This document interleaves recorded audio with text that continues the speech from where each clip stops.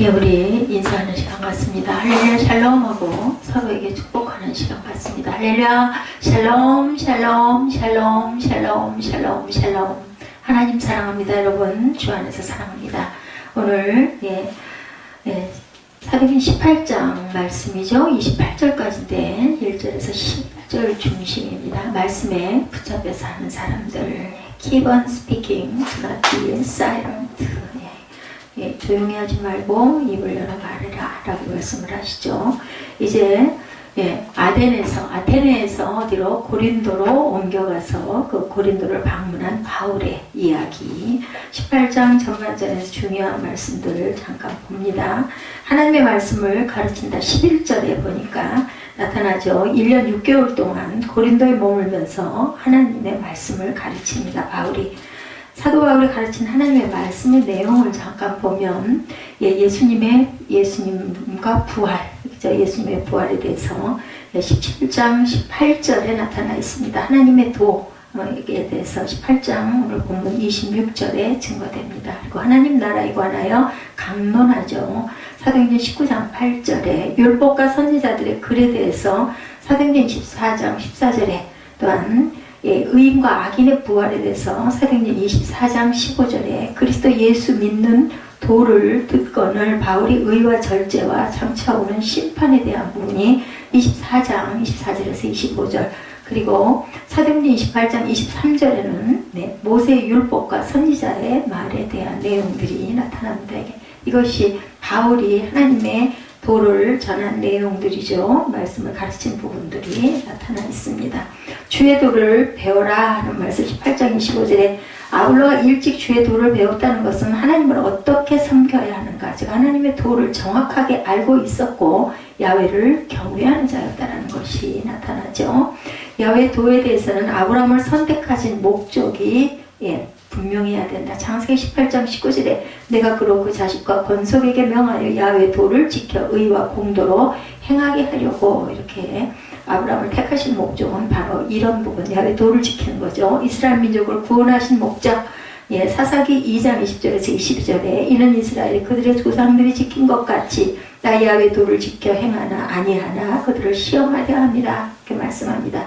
야훼 도는 규례와 법도 언약이죠. 야훼를 경외하는 법에 대한 것이 나타나 있습니다. 그리고 18장 25절에 요한의 세례만 알따름이다, 이런 이야기는 세례는 무슨 세례? 노세례와 성령 세례가 있는데 아볼로는 어려서부터 주의 도를 배워 열심히 가르쳤으나 물 세례에 대해서만 알고 있었습니다. 그래서 성령 세례에 대해서는 전혀 알지 못했다. 사도행전 11장 16절에 말씀하고 있죠. 하나님의 도를 더 정확하게 풀어 이르더라. 오늘 본문 26절에 하나님의 도, 즉 그리스도의 도에는 죽은 행실을 회개함과 하나님께 대한 신앙과 세례들과 안수와 죽은 자의 부활과 영원한 심판에 관한 교훈이 나타나는데 히브리서 6장 1, 2절에도 나타나 있습니다. 그리스도의 도의 초보를 버리고 죽은 행실을 회개함과 하나님에 대한 신앙과 세례들과 안수와 죽은 자의 부활과 영원한 심판에 관한 교훈의 틀을 다시 닦지 말고 완전한 대로 나아갈지니라. 히브리서 6장 1, 2절에 이렇게 증거하죠. 이런 내용들이 18장의 중요한 그 덕목으로 나타납니다. 자, 바울의 고린도 방문에 대해서 우리 1절부터 28절까지 주석에 나타난 중요한 부분들을 조금씩 보고 갑니다. 브리스길라와 아굴라가 나타나죠. 2절에 보면 18장 2절에 그 후에 바울이 아덴을 떠나 고린도에 이르러 아굴라라는 본도에서 난 유대인 한 사람을 만나니 클라우디오가 모든 유대인을 명하여 로마에서 떠나라 함으로 그가 그 안에 브리스길라와 함께 이달리아로부터 새로 온지라 바울이 그들에게 갔다, 이렇게 나타나 있습니다. 브리스길라와 아굴라 굉장히 유명하죠. 고린도 교회를 세우죠. 근데 브리스길라가 아굴라보다 훨씬 나이가 많아서 이름의 뜻이 늙은 여자, 이런 뜻을 갖고 있다고 합니다. 그 이름은 아굴라와 브리스길라였다. 누가는 상황 설명 없이 아덴에서 떠난 바울이 고린도에 이르렀음을 말하고 있죠. 그냥 딱 이르렀다로 시작이 됩니다. 아덴과 고린도는 그리 멀지 않은 거리였어요. 그러니까 아테네에서 고린도로 갔겠죠. 두 도시는 판이하게 다른 모습을 띠고 있었는데 아테네죠. 아덴은 문화와 지식을 대표하는 장소, 고린도는 상업과 방탕의 도시로 유명합니다. 해상무역이 동서로 교류되고 육상무역은 고린도를 통하여 남북으로 진행이 되고 있었죠. 그래서 이 고린도가 굉장히 중요합니다. 예. 그 상업과 여행자들로 유지되는 도시가 그러하듯이 고린도는 굉장히 방탕했고, 예, 그 대신 또 문화도 무지무지 발달했다고 그러죠. 음탕한 생활로 특정지어 있는데 이 도시는 사랑의 여신이며 종교의 이름으로 부도덕을 촉진시킨 아프로디테를 예배하는 중심지이기도 했다. 예, 정치적으로 고린도는 로마의 식민지였습니다. 예, 아가야 지방의 수도이기도 했죠. 이곳에서 바울은 글라디오 디오가 내진 침략으로 인해서 로마에서 옮겨온 아굴라와 프리스길라를 만나요.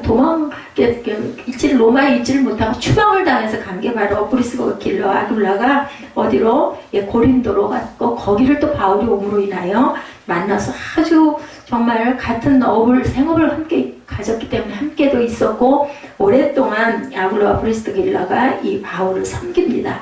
글라우디오가 모든 유대인들을 명하여 로마에서 떠나라 한 거로 그가 아내 프리스길라와 함께 이달리아로부터 새로 온지라 이렇게 나타나죠. 이런 장막을 짓는 사람들 누구도, 예, 바울도 또 프리스길라 아굴라도 같은 생업을 가졌습니다. 바울은 그들이 장막을 만든 자들이었으므로 함께 머물렀다. 3절에 이렇게 말씀하죠. 그리고 안식일마다 회당에서 유대인과 헬라인들의 말씀을 가르쳤다라고 4절에 증거하고 있죠. 그리고 실라와 디모데가 마게도니아로부터 또 옵니다. 바울이 하나님의 말씀에 붙잡혀 유대인들에게 예수는 그리스도라 이렇게 밝히 증언하죠. 그들에 대적하여 비방하거늘, 예, 고린도에 있는 사람들이 바울이 옷을 털면서 이르되 너희 피가 너희 머리로 들어갈 것이요 나는 깨끗하니라. 이후에는 이방인에게 가리라. 너희들이 내 말을 받아들이지 않으면 이방인에게 갈 거다 이렇게 얘기를 합니다. 그리고 5절에 실라와 디모데의 도착이 나타나죠. 그리고 그들의 동료 의식이 바울에게 굉장한 위로가 됩니다. 데살로니가 교회의 좋은 소식이 또한 바울에게 힘을 더하는 내용들이 쭉해서 나타나죠. 또 회장장 브리스도가 온 지방과 더불어 주를 믿으며 수많은 고린도 사람도 듣고 믿어 세례를 받는 이야기. 그리고 예, 그러고 있는데 9절에 밤에 주께서 환상 가운데 바울에게 말씀하신 게 바로 오늘 제목이죠. 예, 두려워 말라. 그리고 예, 침묵하지 말고 말하라. 제목을 그냥 Keep on speaking, do not be silent 이렇게 한번 제가 잡아봤습니다. 내가 너와 함께 10절에 있으며 어떤 사람도 너를 대적하여 해롭게 할 자가 없을 것이니 이는 이성 중에 내 백성이 많음이라. 이렇게 해서 11절에 1년 6개월을 머물며 그들 가운데 하나님의 말씀을 가르치니라. 이게 중심인데 끝까지 우리는 쭉 한번 봅니다. 자, 옷을 떨고 일어났다라는 내용이죠. 예. 느헤미야 5장 13절에도 내가 옷자락을 털며 이르기를 이 말대로 행하지 아니하는 자는 모두 하나님이 또한 이와 같이 그 집과 산업에서 털어버리실지니 그는 곧 이렇게 털려서 빈손이 될지라 하며 회중이 다 아멘했다 이렇게 나타납니다. 야훼를 찬송하고 백성들이 그 말한 대로 행하였다. 느헤미야 8장 6절에도 나타납니다. 회당장 그리스보에 대해서는 고린도전서 1장 14절에 증거합니다.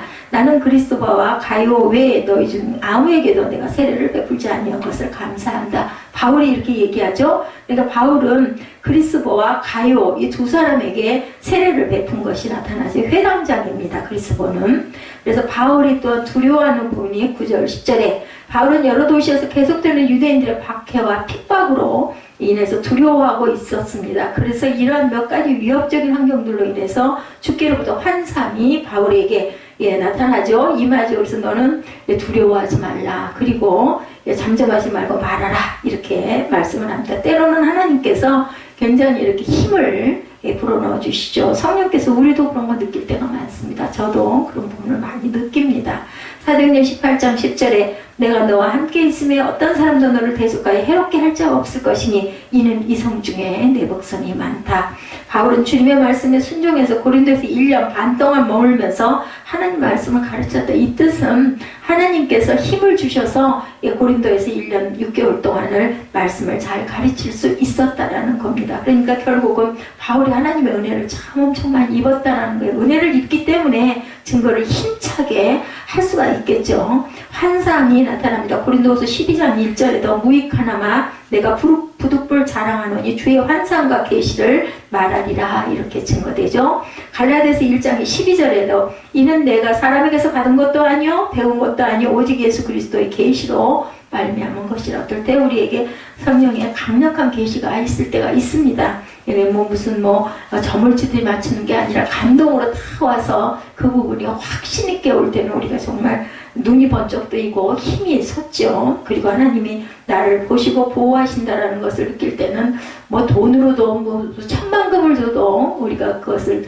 느낄 수가 없는 그런 기쁨을 우리가 느낍니다. 그래서 우리는 정말 믿는 자로서 세상을 살 때 정말 기쁘게 살 수 있는 근원이 되는 것 같습니다. 두려워 말라. 예레미야 1장 8절이죠. 너는 그들 때문에 두려워하지 말라. 내가 너와 함께하여 너를 구원하리라. 나 야훼의 말이니라. 여기서도 예레미야에게 하나님께서 말씀하시는 부분이 바울에게도 나타나죠. 그죠? 10절에 두려워하지 말고 잠잠하지 말고 침묵하지 말고 전해라. 열심히 전해. 이 말씀에 힘입어서 1년 6개월 동안을 고린도에서 열심히 말씀을 전했다라는 이야기입니다. 그리고 12절에 보면 총독 갈료의 판결에 대해서 나타나죠. 예, 갈료가 아가야 총독되었을 때 유대인이 일제히 일어나 바울을 대적하여 법정으로 데리고 가죠. 말하다 이 사람이 율법을 어기면서 하나님을 경유하라고 사람들을 권한다 하오늘 바울이 입을 열고자 할 때 갈료가 유대인들에게 이르되 너희 유대인들아 만일 이것이 무슨 부정한 일이나 불량한 행동이었으면 내가 너희 말을 들어주는 것이 옳거니와 15절에 만일 문제가 언어와 명칭과 너희 법에 관한 것이면 너희가 스스로 처리하라. 나는 이러한 일에 재판장 되기를 원하지 아니하노라 하고 그들을 법정에서 쫓아냅니다. 회당장 가요가 모든 사람이 회당장 소스테네를 잡아 법정 앞에서 때리고 갈료가 이 일을 상관하지 아니하리라. 이렇게 얘기합니다. 바울은 더 여러 날 머물다가 형제들과 작별하고 배 타고 이제는 어디로? 고린도에서 수리아로 떠나갈새 브리스길라와 아굴라도 함께 하더라. 바울이 일찍이 서원이 있었으므로 갱그레에서 머리를 이제는 깎고 머리를 깎는 거 되게 우리 지금도 보면 어떤 변화가 일어났을 때 아니면 큰 결심을 했을 때 어떤 충격이 일어날 때 머리 깎는다는 얘기가 있죠. 여기서도 같은 내용의 말씀을 하고 있습니다. 총독 갈료의 판결이 이렇게 12절에서 18절까지 쭉 나타나죠. 유대인의 소송과 갈료의 기각. 예, 나는 그거 너희들 법에 저촉돼서 그런 거 너희들끼리 해라 인 거죠. 믿지 않는 유대인들은 계속해서 바울을 배척하죠. 심지어는 그들이 결단해서 바울을 재판의 자리에까지 데리고 가죠. 12절에 바울에 대한 이런 공격은 데살로니가에 일어났던 다른 어떤 공격보다 심각한 결과를 초래할 가능성이 있었습니다. 갈료의 판결은 법적인 전례가 될 수 있기 때문이고 갈료는 로마의 아가야 총독으로 영향력이 뛰어난 로마인이었다. 그런 로마인인데 그런데 갈료의 취임 직후 바울은 로마법이 허용되지 않은 어떤 종교를 퍼뜨리고 다닌다는 죄목으로 고발이 됐어요. 그러나 갈료는 유대인들의 소송을 이렇게 일소에 기각해버립니다.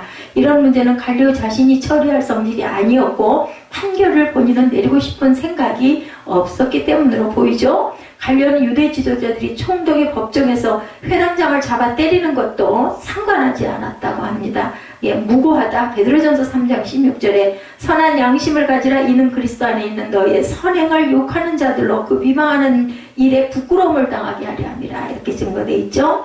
이제 이렇게 돼서 제2차 선교 여행이 마쳐지고 3차 선교 여행이 시작이 되는 지점에 옵니다. 18절 이후부터는 바울은 고린도에서 18개월의 사역한 다음 자기를 파송할 교회를 향해서 이제는 떠납니다. 이제 3차 선교 여행이 시작이 되죠. 그러나 떠나기 전에 서원할 일이 있어서 겐그레아에서 머리를 깎았다. 18절에 나시린의 서원 기간이 지나고 나서 머리를 깎은 거예요. 예, 그리고 아굴라와 브리스기라는 에베소까지 동행하는 그런 일이 일어나죠. 에베소에서도 바울은 회당에서 유대인들의 변론했음을 알 수가 있어. 가는 데마다 바울은 항상 어디? 회당을 중점으로 말씀을 전합니다. 그랬다가 회당에서 유대인들이 반발을 하거나 힘들게 하거나 맞거나 하면은 이제 거기서 떠나가지고 개인들의 집에서도 강론을 하는 부분이 나타나죠.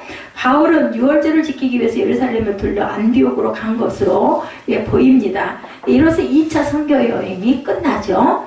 머리털을 미는 경우 아까도 말씀드렸지만 민수기 6장 18절에 보면 자기의 몸을 구별한 나시린은 회막문에서 자기의 머리털을 밀고 그것을 화목제물로 밑에 있는 불에 둘지며 이렇게 나타나 있습니다. 로마서 6장 6절, 갈라디아서 5장 24절에도 같은 말씀이 증거되어 있습니다. 그리스도 예수의 사람들은 육체와 함께 정욕과 탐심을 어디에 십자가에 못 박았다. 로마서 6장 6절에는 우리가 알거니와 우리 우리가 옛사람이 예수와 함께 십자가에 못 박힌 것은 죄의 몸에 죽어 다시는 우리가 죄에게 종로로 타지 아니하리라. 이런 결심이에요. 머리를 민다는 것은. 갈라디아서 5장 24절에는 그리스도 예수의 사람들은 육체와 함께 그 정욕과 탐심을 십자가에 못 박은 그런 의식이기도 하다. 알렉산드리아의 아볼로에 대해서 24절에 나타납니다. 우리 24절 부분 잠깐 보죠. 2차 여행이 22절까지 끝났죠. 그래서 23절부터 얼마 있다 떠나 갈라디아와 부르기아 땅을 차례로 다니며 모든 제자를 굳건하게 합니다. 바울이 3차 전도여행이 시작이 됐죠. 24절에 아볼로는 요한의 세례만 알 따름이라고 증거됩니다. 알렉산드리아에서 난 아볼로라는 유대인이 에베소에 이른 이 사람은 언변이 좋고 성경에 능통한지라 그가 일찍이 주의도를 배워 열심으로 예수에 관한 것을 자세히 말하며 가르치나 요한의 세례만 알 따릅니다. 그러니까 성령 세례는 못 받았다는 얘기예요. 요한의 세례는 물 세례죠. 그가 회당에서 담대히 말하기 시작하거늘 브리스길라와 아굴라가 듣고 데려다가 하나님의 도를 정확하게 풀어서 다시 가르쳐요. 아볼로에게. 아볼로가 아가야로 건너가자 할 때 형제들이 그를 격려하며 제자들에게 편지를 써서 영접하라고 편지를 써서 줍니다. 그가 감히 은혜로 말미암아 믿는 자들에게 많은 유익을 주었고 이는 성경으로서 예수는 그리스도라 증언하여 공중 앞에서 힘있게 유대인의 말을 이기밀어라 이렇게 나타납니다. 누가 아볼로의 출현이 이렇게 해서 나타나죠. 바울이 에베소를 떠난 후 아볼로와 브리스길라는 교회를 시작을 합니다. 그죠? 이때 북아프리카의 알렉산드리아에서는 학식이는 아볼로가 찾아온 거예요. 고린도에서 고린도 교회를 에베소에서 열게 되죠. 그는 유대인으로서 구약 성경을 잘 아는 자였다. 25절이죠. 그렇지만 예수에 관한 그의 지식은 아직 불완전했다. 그는 성령 세례를 알지 못한 내용이죠. 26절에 요한의 세례는 알았으나 그리스도의 죽음, 장세 진행과 부활로 그리스도에 연합하는 성령 세례는 몰랐다. 브리스길라와 아굴라는 그를 집으로 데려다가 하나님의 도를 좀 더 자세히 설명을 해줍니다. 아볼로는 이 새로운 설명을 듣고 아가야로 건너가 그곳에서 성경 말씀으로 예수는 메시아라고 증거해서 유대인들을 설복시키는 그러한 일을 합니다. 17절에 아볼로에 대해서 디도서 3장 13절에 율법 교사 세나와 및 아볼로를 급히 먼저 보내어 그들로 부족함이 없겠다 이렇게 나타나고 있죠. 바울이 아볼로를 아주 귀하게 사용하는 내용입니다. 영적 지혜에 대해서 야고보서 1장 5절에 너희 중에 누구든지 지혜가 부족하거든 모든 사람에게 후히 주시고 꾸짖지 아니하시는 하나님께 구하라 그리하면 주시리라. 그래서 전체적인 18장의 내용은 고린도에서의 바울의 사역은 두려움과 불안 가운데 계속되어 가죠. 그러나 그 가운데 분명 하나님은 모든 것을 유익하게 바꾸어 주셨고 약속의 말씀도 잊지 않으셨죠. 내가 너와 함께 하겠다. 그리고 두려워하지 말고 침묵하지 말고 힘있게 증거해라. 잘하라 라고 얘기하시는 바람에 1년 6개월을 열심히 증거하는 내용입니다. 또한 많은 그리스도인들이 아볼로와 같은 경우로 살아갑니다. 그러나 준비될 때 하나님은 놀라운 도구로 쓰임받게 된다는 사실로 위로와 도전을 우리가 받을 수가 있다. 우리는 준비하고 가는 과정 가르치고 가고 배우고 가고 배운 것을 또한 열심히 또한 다른 후대들에게 증거하려고 우리는 열심히 배우죠. 바르게 배워야 됩니다. 부모님 말씀하시면 요새 자녀들의 반응은 다르겠지만 참 황당한 대답들을 많이 하죠. 우리 아들부터가 보면 무슨 얘기를 하면 너무나 어이없는 대답을 할 때가 많습니다. 한마디로 보면 엄청 무모하기도 하고 대담하기도 하고 우리 때와는 너무너무 다르다는 생각을 많이 합니다. 선생님이 말씀하시면 또한 학생들은 어떻게 대답할까? 학생들마다 다르겠죠? 군대에서 상관이 말씀하면 병사들은 어떤 반응을 할까? 하나님이 말씀하시면 그럼 또한 어떻게 성도들은 반응할까? 저와 여러분은 어떻게 반응하십니까? 오늘 말씀은 바울 선교팀의 2차 선교여행에 대한 내용이 나와 있죠. 자, 바울 선교팀 2차 선교여행, 사도 바울의 2차 선교여행이 17장에서부터 계속되죠. 1차 선교지 빌립보의 교회가 세워지고 2차 선교지 데살로니카에 와서 또한 선교를 합니다. 빌립보, 데살로니카. 새 안식일에 그래서 각각 교회가 빌립보 교회, 데살로니카 교회 다 섰죠. 새 안식일, 안식일이 3번 지나가도 유대인 회당에서 복음을 전하는데 2가지 반응이 나타났다. 이방인들 중에 경건한 헬라인 무리 한 무리, 적지 않은 귀부인들은 복음을 듣고 배우고 따릅니다. 유대인들은 바울을 시기해서 불량배까지 동원해서 바울을 추방을 하고 내쫓죠. 성도들이 밤에 급히 바울과 실레아를 피난을 보내죠. 어디로? 베레아로 보내죠. 그리고 데살로니가 교회가 이제 또한 세워지죠. 3차 선교지인 베레아로 쫓겨옵니다. 그리고 회당에서 전도하면 그 쫓겨온 자리마다 교회가 쓰죠. 비슷한 반응이 똑같이 나옵니다. 이방인들은 간절한 마음으로 말씀을 받습니다. 귀부인 남자들이 예수를 믿죠. 유대인들은 사람을 동원해서 소동을 일으키고 거부합니다. 그러니까 뭐냐면 토베기가 이방인들을 내쫓는 거예요. 그리고 신라와 디모데는 남고 성도들이 바울만 배를 태워서 아덴으로 잡아 죽이려고 하니까 도망을 피신을 시키죠. 그래서 베레아에는 교회가 세워졌다는 기록이 없습니다. 4차 선교지 아덴으로 쫓겨가죠. 아테네. 그리고 전도하죠. 내용이 지금 17장부터 쭉 흘러갑니다. 아덴은 어떤 도시였다고? 우상이 가득한 아테네죠. 아테는 도시였다. 그리고 또 그곳에는 철학자들이 굉장히 많았다 그러죠. 스토아 학파, 에피큐러스 학파 이렇게 해가지고 계속 그 사람들은 먹고 나면 할 일이 살만하기 때문에 논쟁하는 일이 생활이었고 하루 일과였다라고 17장에도 보면 나타나죠. 철학자들은 말씀을 듣기는 하지만 대부분 외면하고 조롱하고 비양거리죠. 유대인들도 듣고 적극적으로 반대는 안 하지만 별로 믿지는 않습니다. 그래서 결코 아덴에서 이렇게 열매가 별로 없었다라고 합니다. 그리고 추방을 당하지는 않았어요. 바울이 스스로 아데네를 떠납니다. 이제 이만큼 했으니까 다른 곳으로 가야 되겠다고 떠났다는 거죠. 그래서 그 다음에 간 게 아덴에서 어디로? 고린도로 왔습니다. 그리고 또 거기서도 전도합니다. 바울은 계속 그저 중요한 지역들을 찾아 돌면서 전도하는 일들을 계속합니다. 어디서 한다고요? 항상 가면 회당에서 그 전도를 하게 되죠. 거기서 쫓겨나면 또 어떤 회당장 집으로 가기도 하고 이렇게 합니다. 유대인 중에 몇 사람이 믿습니다. 유수도 회당장, 그리스도 가족 대부분은 대적하고 나머지들은 대적해서 이런 거 몇몇 사람들. 그런데 다행인 건 회당장들이 믿다 보면은 어떻게 되겠어요, 그죠? 그래도 세력 있고 좀 행세를 하고 살고 하니까 이제 회당장이 회당에서 쫓겨나면 자기네 집으로 데리고 가기도 하죠. 이방인들은 많은 사람들이 복음을 듣고 믿어서 세례를 받습니다. 이렇게 보면 말씀을 반응한 세 부류의 사람들이 나타나죠. 우리의 모습은 어떤지 한번 살펴보도록 합니다. 말씀을 반응하는 세 부류의 사람들, 거부하는 사람들이죠. 첫 번째는 누구? 토백이 유대인들이 많이 거부하는 부분으로 나타납니다. 바울이 전하는 복음을 끊임없이 비난하고 거부하고 그리고 고발하고 그죠? 붙잡아가기도 하고 합니다. 말씀을 전하는 바울도 끊임없이 뭐해요? 대적하고 공격하죠. 뭐로? 말씀으로. 그리고 대부분 유대인들이 그렇게 공격을 많이 했습니다. 그리고 데살로니카에로 가서는 베레아에서는 고린도에서는 뭐까지? 불량배까지 동원을 해서 협박을 하죠. 선교지를 옮기면 거기까지 따라와서 쫓아와서 또한 위협을 합니다. 대단한 열정을 가진 사람들. 근데 처음에 바울도 사울이었을 때 그랬죠? 그 예수를 전하는 사람들에게 대단한 열정으로 붙잡으러 쫓아다녔었어요. 유대인들은 왜 바울을 끊임없이 대적했을까? 성경을 잘 아는 유대인들인데 왜 말씀을 전하는 바울을 반대했을까 우리가 봅니다. 뭔가에 붙잡혀 있는 것이죠. 명분은 바울이 전하는 예수가 그리스도가 아니다. 믿을 수 없다라는 거예요. 어떻게 하나님 아들이 인간으로 와가지고 하나님이라고 내가 하나님이다. 하나님의 아들이다. 이게 성령 모독죄라는 것 얘기죠. 신앙적인 충돌이 일어난 겁니다. 실제적인 이유는 바울에 대한 또한 시기심이 컸을 것이다. 17장 5절에 보면 그러나 유대인들은 시기하여 이렇게 나타나 있습니다. 왜 시기할까요? 자기를 따르던 사람들이 바울이 전하는 복음을 듣고 바울에게로 이렇게 다 집중이 되니까 그것을 시기하는 부분입니다. 인간의 마음에는 이런 것들이 있죠.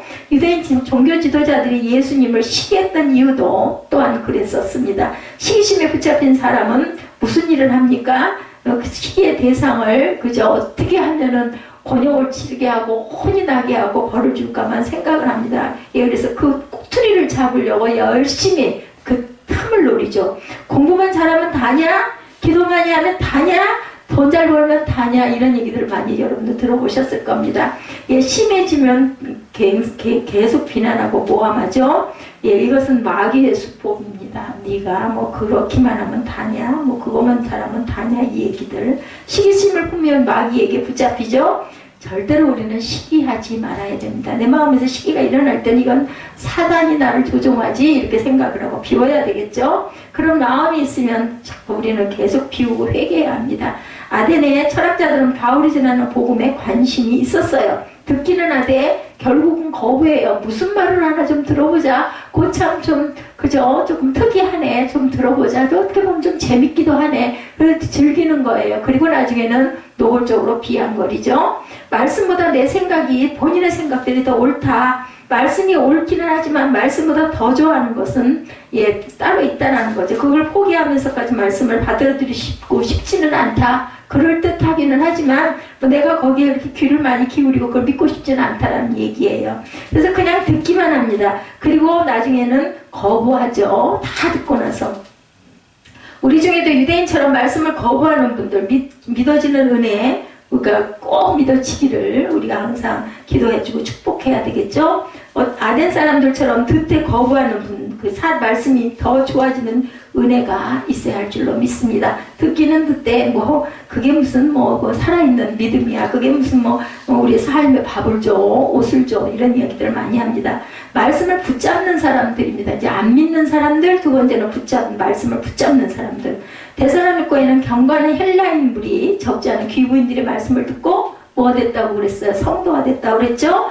베레아에는 간절한 마음으로 말씀을 받은 많은 헬라인 귀부인 남자들이 성도가 됩니다. 고린도에서는 유대인, 유수도, 회당장, 그리스도의 가족, 고린도 많은 사람들이 복음을 듣고 믿고 세례를 받고 성도가 됩니다. 하나님의 말씀을 어떤 사람들? 붙잡은 사람들이죠. 이렇게 믿는 사람들은. 그러면 어떻게 돼요? 삶이 변화가 됩니다. 이 성도들이 각 교회에서 헌신하고 봉사를 하게 됩니다. 은혜를 받으면 헌신을 하게 되고 봉사를 하게 됩니다. 몸을 심기도 하고 물질을 심기도 하고 그죠? 봉사를 열심히 하고 싶어서 하죠. 빌립보 교회 성도들은 데살로니가에서 선교하는 바울팀에게 뭐를 보냈어요? 선교비를 또한 보냅니다. 그러니까 은혜를 받으면 아까운 것을 모르죠. 그 일을 위해서 써주십시오 하고 선교비를 보내죠. 빌립보서 4장 16절에 데살로니가에 있을 때에도 너희가 한 번뿐 아니라 두 번이나 나의 쓸 것을 보내었도다. 바울이 이렇게 편지를 쓰죠. 데살로니가 성도들은 위험에 처한 바울을 보호하여서 또한 안전하게 피신을 시키기도 합니다. 귀한 헌신이죠. 자기들이 잡혔다가는 자기들이 어떻게 될지도 모르면서도 열심히 피신을 시킵니다. 거기까지는 할 수 있는 성도들이 교회마다 많이 있었어요. 복음을 듣고 내가 예수를 붙잡은 거죠. 내가 말씀을 붙잡습니다. 매우 잘합니다. 그러나 아직 중심은 나에게 있는 경우가 많죠. 내가 했어. 내가. 이것은 바로 내게 붙잡혀 있는 모습들입니다. 언젠가는 내가 예수님을 놓아버릴 수도 있다라는 거죠. 내가 말씀을 놓아버리면 내가 붙잡았으니까 내가 놓죠. 결정권이 그때까지는 나에게 있습니다. 우리는 어떨까? 우리 중심에 나에게 있는 건 아닐까? 우리 중심에 결정권이 나에게 있는 건 아닌지. 아차 잘못되면 말씀을 거부하는 자리에 갈 수 있는 사람들일 수 있다는 거죠. 그리고 세 번째로는 말씀에 붙잡힌 사람들. 말씀을 붙잡은 사람들하고요. 말씀에 붙잡힌 사람들은 다르다는 거예요. 그죠? 내가 말씀을 붙잡았는데 말씀에 붙잡힌 거는 말씀이 나를 붙잡았어요. 그러니까 내 마음대로 될 수가 없는 경우입니다. 세 번째, 거부한 사람들, 말씀을 붙잡은 사람들. 세 번째, 말씀에 붙잡힌 사람들. 바울 선교팀은 왜 그 고생을 하면서 선교에 헌신을 했을까? 왜 평생 그렇게 살까? 정말 미련해. 아니 할 일이 없어서 그렇게 욕을 먹으면서 핍박을 당하면서 그렇게 집에서 편하게 쉴 일이지 그렇게 여기저기 떠돌면서 그렇게 말씀을 전하고 다니고 싶어? 뭐가 생긴다고 이런 얘기들을 세상에 많이 하죠. 누가는 의사였죠. 왜 하필이면 선교팀의 주치의가 돼서 평생 의료선교사로 살았을까? 그죠? 어디 한 곳에 정착하지도 안착하지도 못하죠. 누가는 의료선교사 1호입니다. 원조 의료선교사가 되죠. 첫 번째 의료선교사입니다. 청년 디모데는 왜 젊어서부터 가족을 떠나서 선교팀에 합류해서 평생 그렇게 헌신을 했을까? 무슨 사람들이에요? 말씀에 붙잡힌 사람들이란 이야기입니다. 신라는 왜 이름도 빛도 없이 그 고생을 하며 동역자로 계속해서 헌신을 했을까? 이 사람도 말씀에 붙잡힌 사람입니다. 바울은 왜 가는 곳마다 회당에서 유대인들에게 전도를 할까? 그 그것만 안 해도 훨씬 더 고생을 좀 덜 할 텐데, 그죠? 좀 편안할 텐데. 아니, 그 장막을 지어가지고 그냥 하나도 모으지도 않고 계속 상대에만 쏟아붓죠. 바울은 왜 그렇게 미움, 박해를 당하면서 자기 민족을 그렇게 짝사랑을 했을까? 우리가 이렇게 생각해 볼 수도 있습니다. 5절에 바울이 하나님의 말씀에 붙잡혀라고 말씀하고 있습니다. 5절에 그들이 대적하여 그 실라와 디모데가 마게도냐로부터 내려오며 바울이 하나님의 말씀에 붙잡혀 이렇게 말씀하고 있죠. 그래서 어떻게 했다고요? 유대인들에게 예수는 그리스도라 밝히 증언했다. 말씀에 붙잡힌 사람들은요, 전하지 않으면 못 견딥니다. 전하면 어때요? 너무너무 막 기쁘죠. 제가 오늘 잠깐 그 차에서 그 라디오 방송을 들었는데 이제 설교를 어떤 목사님이 하시는데요. 성도들이 그냥 말이 끝나기도 전에 그냥 아멘 하고 그 대답을 하는 걸 보면서 제가 그런 얘기를 했어요. 아이고, 저렇게 말씀 전할 때 아멘을 저렇게 큰 소리를 해야 되면 얼마나 신이 날까, 그죠? 난 구름에 둥둥 떠서 전하는 것처럼 막 기뻐가지고 어쩔 줄을 모르고 전할 것 같다. 이런 부러운 생각이 들더라고요. 그래서 왜 실라와 디모데가 왔을 때 말씀에 또한 붙잡혔을까? 그죠? 바울도 이렇게 말씀에 붙잡혀서 하나님 말씀을 열심히 증거했고, 실라와 디모데 또한 그렇게 했죠. 그 전까지는 천막을 만드는 일을 하면서 전도했습니다. 실라와 디모데가 선교 후원금을 가지고 오죠. 그래서 말씀만 전하고 있습니다. 사업가 아굴라와 브리스길라는 왜 바울 선교팀에 합류해서 가는 곳마다 왜 동역을 했을까? 그죠? 처음에는 바울이 그 부부의 직원이었어요. 그런데 후에는 그 부부가 바울의 동역자가 거꾸로 됐죠. 처음에는 바울이 그 부부의 직원이었다는 거, 천막 심는 일을 하는 아굴라와 브리스길라. 그러니까 그전부터 알았던 사람들이에요. 아굴라와 브리스길라는. 그러니까 직원이었는데 나중에는 그 부부가 바울에게, 그죠? 동역을 하고, 바울의 시중을 많이 들죠. 아굴라 브리스길라가 부부가 사업의 목적을 바꿉니다. 무엇으로? 선교의 사업으로 바꾸죠. 원조 자비령 선교사입니다. 지금도 자비령 선교사들 텐트메이커, 미셔널이라고도 말하죠. 굉장한 헌신들을 많이 합니다. 로마서 16장 4, 5절에 그들은 내 목숨을 위하여 자기들의 목까지도 내어 놓았다라고 이야기를 합니다. 또 저희 집에 이렇게 이목이, 저희들 목, 그 목이 아니라 자신들의 그 받을 부분도 다 내 선교에 내놓았다라는 말씀입니다. 또 저희 집에 있는 교회도 문화라라는 이야기가 있죠. 목숨도 내놓고 집도 내놓고 헌신합니다. 집이 뭐가 됐어요? 교회가 돼서 교회가 열려가지고 주변에 있는 가족들이 와가지고 예배드리는, 그래서 보면 가정교회가 어디서 시작이 됐다? 가정에서부터 시작이 된 것을 우리가 알게 됩니다. 왜 그렇게 헌신했을까요? 여러분들 다 아시죠? 말씀에 붙잡힌 사람이기 때문이다. 바울처럼 말씀에 붙잡혀 사는 사람들입니다. 어떤 사람이 말씀에 붙잡혀 살게 됐다고요? 말씀으로 중심이 바뀐 사람들. 말씀이 나를 끌고 갑니다. 말씀이 그렇게 말씀하면 아이고 내가 이렇게 하면 안 되겠지. 이렇게 붙잡힌 사람들. 말씀에 붙잡히고 사는 성도들이 되시기를 주님의 이름으로 축복합니다. 그리고 세 번째 또한 흔들릴 때 다시 말씀에 붙잡히는 그런 사람들이 돼야 되겠죠?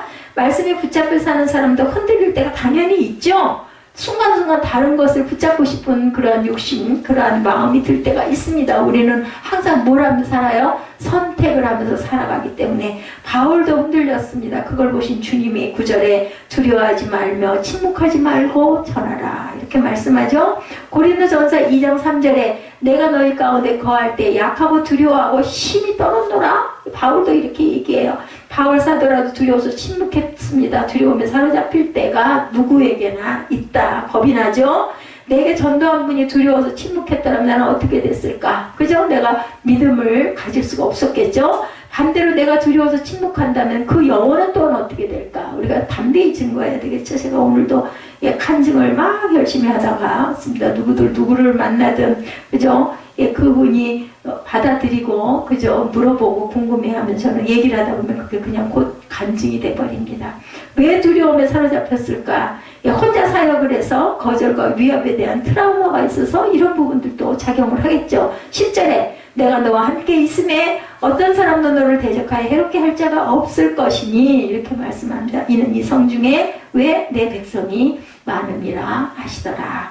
흔들릴 때마다 주님의 말씀을 붙잡게 하시죠. 두려움에 사로잡혀 침묵하지 말고 주님 말씀에 사로잡혀 생명의 말씀을 전하는 저와 여러분들 생활 가운데서도 직장에서도 가정에서도 얼마든지 할 수 있습니다. 바울이 추방당할 때까지 1년 반 동안 고린도에서 선교한 내용이 이렇게 1절에서 11절까지 증거되어 있죠. 2차 선교 여행이 끝나가는 과정이었습니다. 고린도 교회가 그리고 세워지죠. 무엇에 붙잡혀 살아왔는가라는 이 부분을 우리들 묵상하고 돌아보시기 바랍니다. 무엇에 붙잡혀 내가 살고 있는 것일까?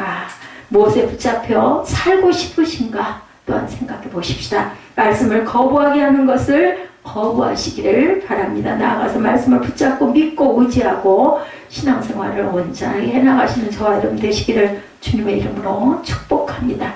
내 평생을 말씀에 붙잡혀 말씀이 나를 이끌고 가는 삶이 되게 하여 주옵소서 하고 기도하는 저와 여러분들 되시기를 주님의 이름으로 축복합니다.